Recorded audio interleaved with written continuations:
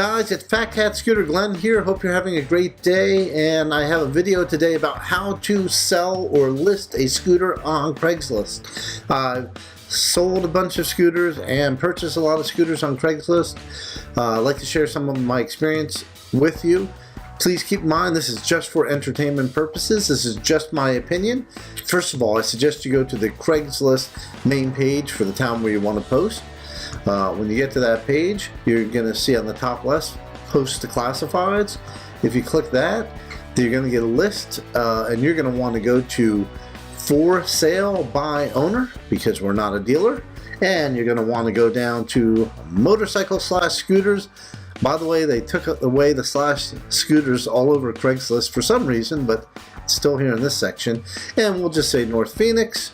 And I'll go over an actual listing that I recently did with you.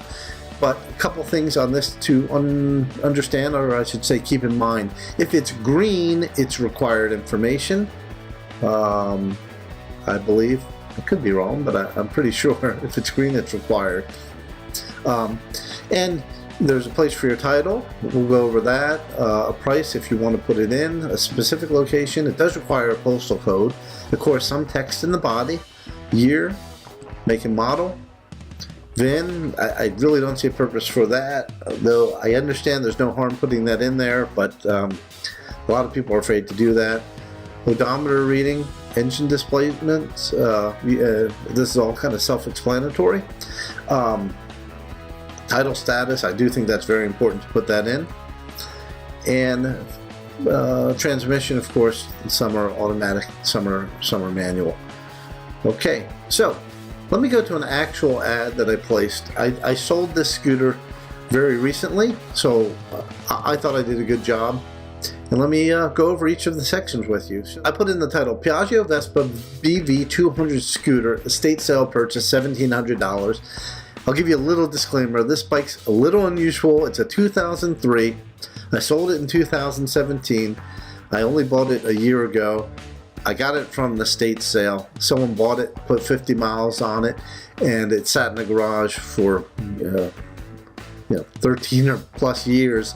It was in excellent condition. I put a few thousand miles on it and I sold it. So estate sale, I don't know that I'd always recommend anything like that, obviously, but in this case, that's actually what happened, and I actually got a lot of interest because of it. The pricing, how I came up with that pricing, there's 2 or 3 things I did. So what I suggest you do to come up with prices, if you'll actually look at Edmunds pricing, or some of the online pricing guides that actually you use for automobiles. Kelley Blue Book or Edmunds are the 2 top ones that I like. You'll actually find most scooters listed in there, and you'll find an average retail price, if you're selling as an owner. So look that up. Then I also suggest what you do is go into your local market and type in the similar bike, something somewhat close to it, and then also look in some other markets. So if I'm in Phoenix, I might look in Flagstaff, Tucson, and so on. I'll actually look a little bit in Los Angeles, knowing those prices will be higher. I'm willing usually to, and most people want a little bit of money off the price. So I think in this case I wanted to make at least $1,500 or $1,600. I put it in at $1,700. I believe that's what I got for it.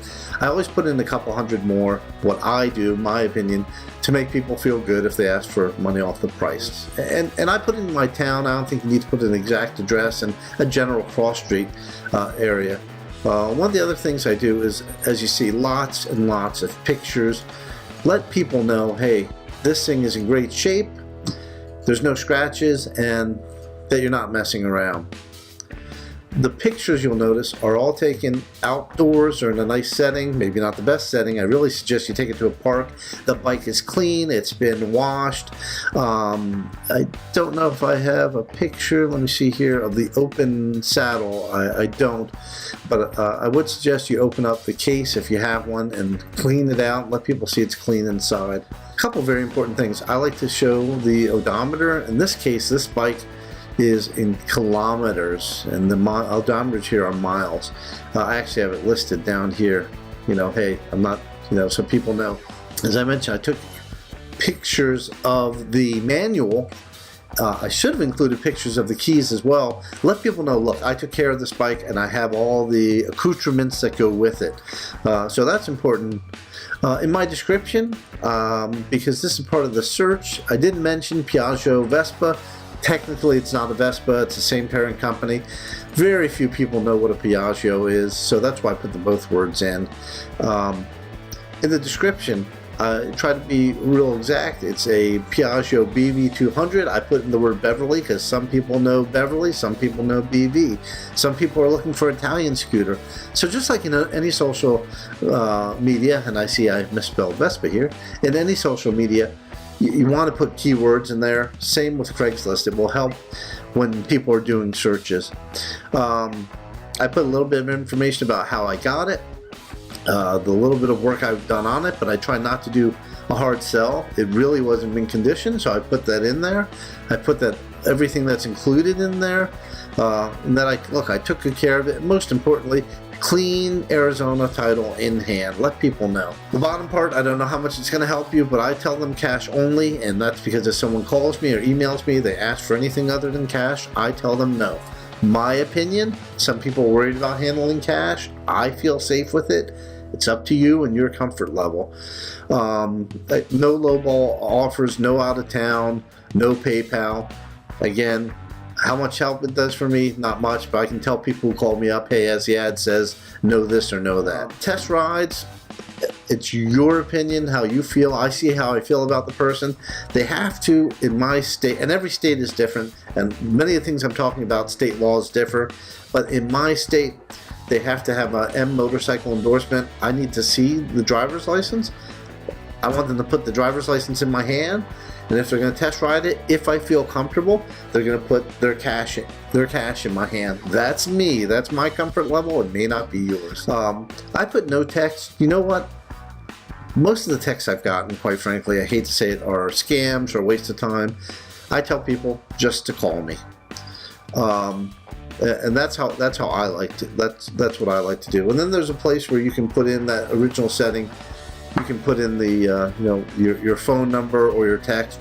I'm not going to go to it right now, but in the settings you can have them contact you by phone, by email, or by text, I believe. I like a phone call. I found it weeds out the best. I've never gotten scam phone calls. And then I like to put a couple keywords of other scooters in case people are looking. So that's an overview. That's my suggestion. Just a couple follow-up things for when people come to see you, or if you're going to meet with them. Again, when they call me up, I tell them the bike is in the condition that I listed it in, and I will tell you if you have a problem, an error, a rip on the seat, take a picture and list it. Be honest, be honest, be honest. That's what you want to do. If people are calling and they want to ask you to finance it, the reason I just tell them no, I just want cash. If someone wants to meet with you, I personally, I'm okay with them coming to my house. I have security cameras. I've done this before. I'm okay with that. But a lot of times I'll tell people, meet them at a public area, meet them at a restaurant. Let's say you decide to meet someone, they're either coming to you or you're meeting somewhere where you feel comfortable. I suggest you keep the conversation short. I suggest you be polite, but you need to be firm. You don't need to be overly friendly. I like to be matter of fact. If you do move forward and they want to buy it, what I like to do, and every state's different, I like to do a bill of sale. I do a bill of sale, and this is one that I've had. It's a little bit older one, but I put on it, sold as is. I have them sign it. They have me sign it. I put on the date, and I make 2 copies, by the way. 90% of the people actually are happy that I've done this. I have 2 copies. We sign both of them. They keep one, and I keep one. Now the next thing is, and again, every state is different, but in my state, you actually do have a paper title. It's not a pink slip. You can get it notarized beforehand. So I always have my titles notarized, and it has my signature on it, the seller.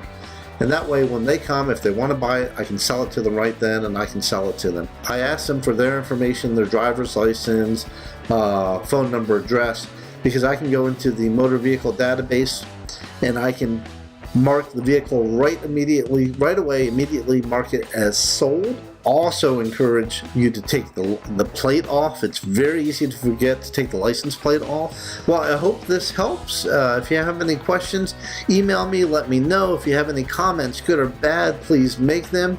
And if you have any questions, again, feel free to contact me. It's Glenn with Fat Cat Scooter, and you ride safe.